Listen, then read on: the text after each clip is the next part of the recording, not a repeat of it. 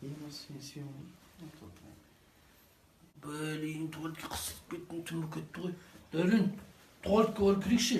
Қойшы, баршы өзің. Жүрші, барып келейікші, мен де барам ғой сен неткенде. Жүрші, қорқақсың ба? Брат, Оу. нормально өттің бе өзің? Иә, нормально. Тез бош. Че там, брат, өзінде бәрі нормально ма ғой жалпы? Иә, нормально, шака бәрі. Не жаңалық басқа? Жаңалық жоқ сол. Қызың қалай өзі, сен бәрі нормально ма? Қызың мен? Жаңа ұрысып болған. Тез шака. Газ. Басқа не жаңалық, әңгіме айтшы. Әңгіме жоқ енді, міне созып кеттің ғой, кеттім мен құсын. Брат, тоқташы газ, кішкене қыл.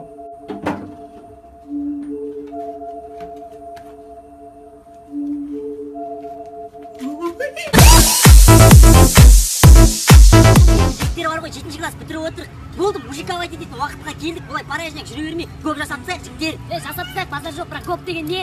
Көп стоп мал, сондырмайсың ба? Брат, жігіттер, бүгін көпқа шықпай қояқшы, көтін бірдеңен сүйесіп тұр. Если постоянно артқа тартасың, шықпайым, ары, бері, ондай қызық емес. Жігітпіз ба, жігітше жасаймыз, шығамыз ғой. Кто не рискует, тот не пьет шампанского. Сосын, жолған телефондардың бәрі мында саламыз, тармас етпейміз, конкретно жүрейік. Родной, ана жасап берші конкретно. Ұят болады, ол қызымен кетіп барыққа жоқ па, ертең әңгіме болады, братандар естіп қойса, қанияқты брат, анау ше, жай, көпқа бірге шықты ма, жай.